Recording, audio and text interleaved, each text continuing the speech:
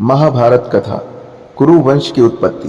पुराणों के अनुसार ब्रह्मा जी से अत्रि, अत्रि से चंद्रमा, चंद्रमा से बुध और बुध से इलानंदन पुरुरवा का जन्म हुआ।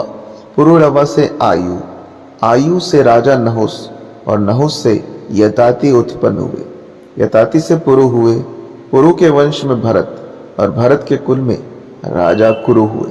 कुरु के वंश में शांतनु का जन्म हुआ। शांतनु से गंगानंदन भीष्म उत्पन्न हुए। उनके दो छोटे भाई और थे, चित्रागंध और विचित्रवीर। ये शांतनु से सत्यवती के गर्भ से उत्पन्न हुए थे। शांतनु के स्वर्गलोक चले जाने पर भीष्म ने अविवाहित रहकर अपने भाई विचित्रवीर के राज्य का पालन किया। भीष्म महाभारत के प्रमुख पात्रों में से एक है। वे महाराजा शांतनु के पुत्र थे। अपने पिता को दिए गए वचन के कारण इन्होंने आजीवन ब्रह्मचर्य का व्रत लिया। इन्हें इच्छा मृत्यु का वरदान प्राप्त था। एक बार हस्तिनापुर नरेश दुष्यंत आखेट खेलने वन में गए। जिस वन में वह शिकार के लिए गए थे, उसी वन में कव्य ऋषि का आश्रम था। कण्व ऋषि के दर्शन करने के लिए महाराजा दुष्यंत उनके आश्रम पहुंच गए। पुकार लगाने पर एक अति लावण्यमयी कन्या ने आश्रम से निकलकर कहा, हे राजन, महर्षि तो तीर्थ यात्रा पर गए हैं, किंतु आपका इस आश्रम में स्वागत है। उस कन्या को देखकर महाराज दुष्यंत ने पूछा, बालिके आप कौन है? बालिका ने कहा, मेरा नाम शकुंतला है और मैं कव्य ऋषि की पुत्री हूँ। उस कन्या की बात सुनकर महाराज दुष्यंत आश्चर्यचकित होकर बोले, महर्षि तो आजीवन ब्रह्मचारी है, फिर आप उनकी पुत्री कैसे हुई? उनके इस प्रश्न के उत्तर में शकुंतला ने कहा, वास्तव में मेरे माता पिता मेनका और विश्वामित्र है। मेरी माता ने मेरे जन्म होते ही मुझे वन में छोड़ दिया था, जहां पर शकुंत नाम पक्षी ने मेरी रक्षा की, इसलिए मेरा नाम शकुंतला पड़ा। उसके बाद कण्व ऋषि की दृष्टि मुझ पर पड़ी और वह मुझे अपने आश्रम में लेकर आया। उन्होंने ही मेरा भरण पोषण किया। जन्म देने वाला, पोषण करने वाला तथा अन्न देने वाला, ये तीनों ही पिता कहे जाते हैं। इस प्रकार कण्व ऋषि मेरे पिता हुए। शकुंतला के वचनों को सुनकर महाराज दुष्यंत ने कहा, शकुंतले, तुम क्षत्रिय कन्या हो। यदि तुम्हें किसी प्रकार की आपत्ति न हो तो मैं तुमसे विवाह करना चाहता हूँ। शकुंतला भी महाराज दुष्यंत पर मोहित हो चुकी थी, अतः उसने अपनी स्वीकृति प्रदान कर दी। दोनों ने गंधर्व विवाह कर लिया। कुछ काल महाराज दुष्यंत ने शकुंतला के साथ विहार करते हुए वन में ही व्यतीत किया। फिर एक दिन वे शकुंतला से बोले, प्रीतमे, मुझे अब अपना राजकार देखने के लिए हस्तिनापुर प्रस्थान करना होगा।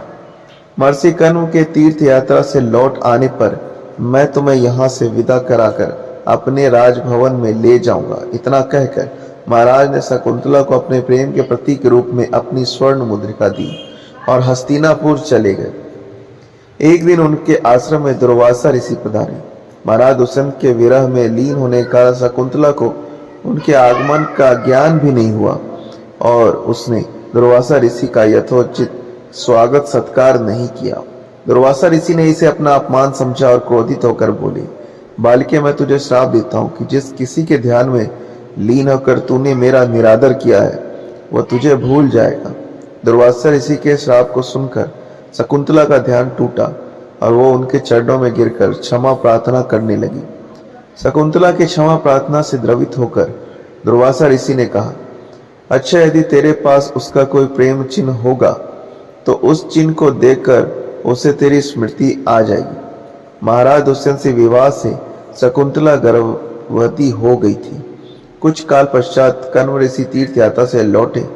तब शकुंतला ने उन्हें महाराज दुष्यंत के साथ अपने गंधर्व विवाह के विषय में बताया। इस पर महर्षि कण्व ने कहा, पुत्री, विवाहित कन्या का पिता के घर में रहना उचित नहीं है। अब तेरे पति का घर ही तेरा घर है। इतना कहकर महर्षि ने शकुंतला को अपने शिष्यों के साथ हस्तिनापुर भिजवा दिया।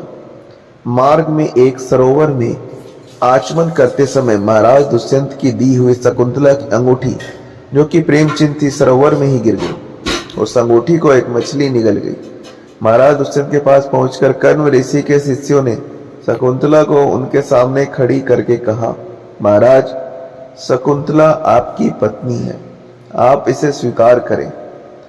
महाराज तो दुर्वासा ऋषि के शाप के कारण शकुंतला को विस्मित कर चुके थे, अतः उन्होंने शकुंतला को स्वीकार नहीं किया। और उस पर उल्टा होने का लांछन लगाने लगे। शकुंतला का अपमान होते ही आकाश में जोरों की बिजली कड़क उठी और सबके सामने उसकी माता मेनका उसे उठा ले गई। जिस मछली ने शकुंतला की अंगूठी को निगल लिया था, एक दिन वह एक मछुआरे के जाल में आ फंसी। जब मछुआरे ने उसे काटा तो उसके पेट में अंगूठी निकली। मछुआरे ने उस अंगूठी को महाराज दुष्यंत के पास भेंट के रूप में भेज दिया। अंगूठी को देखते ही महाराज को शकुंतला का स्मरण हुआ और वे अपने कृत्य पर पश्चाताप करने लगे। महाराज ने शकुंतला को बहुत ढूंढवाया किंतु उसका पता नहीं चला। कुछ दिनों के बाद देवराज इंद्र के निमंत्रण पाकर देवासुर संग्राम में उनकी सहायता करने के लिए महाराज दुष्यंत इंद्र की नगरी अमरावती गए। संग्राम में विजय प्राप्त करने के पश्चात जब वे आकाश मार्ग से हस्तिनापुर लौट रहे थे तो मार्ग में उन्हें कश्यप ऋषि का आश्रम दृष्टिगत हुआ। उनके दर्शन के लिए वे वहां रुक गए। आश्रम में एक सुंदर बालक एक भयंकर सिंह के साथ खेल रहा था। मेनका ने शकुंतला को कश्यप ऋषि के पास लाकर छोड़ा था तथा वो बालक शकुंतला का ही पुत्र था। उस बालक को देखकर महाराज के हृदय में प्रेम की भावना उमड़ पड़ी। वे उसे गोद में उठाने के लिए आगे बढ़े तो शकुंतला की सखी चिल्ला उठी, हे भद्र पुरुष, आप इस बालक को न छुए, अन्यथा उसकी भुजा में बंधा काला डोरा सांप बनकर आपको डस लेगा। यह सुनकर भी दुष्यंत स्वयं को न रोक सके और बालक को अपने गोद में उठा लिया। अब सखी ने आश्चर्य से देखा कि बालक की भुजा में बंधा काला गड्ढा पृथ्वी पर गिर गया है। सखी को ज्ञात था कि बालक को जब कभी भी उसका पिता गोद में लेगा वह काला डोरा पृथ्वी पर गिर जाएगा। सखी ने प्रसन्न होकर समस्त वृतांत शकुंतला को सुनाया। शकुंतला महाराज दुष्यंत के पास आई। महाराज ने शकुंतला को पहचान लिया। उन्होंने अपने कृत्य के लिए शकुंतला से क्षमा प्रार्थना किया और कश्यप ऋषि की आज्ञा लेकर उसे अपने पुत्र सहित अपने साथ हस्तिनापुर ले आए। महाराज दुष्यंत और शकुंतला के उस पुत्र का नाम भरत था। बाद में वो भरत महान प्रतापी सम्राट बने और उन्हीं के नाम पे हमारे देश का नाम भारतवर्ष हुआ।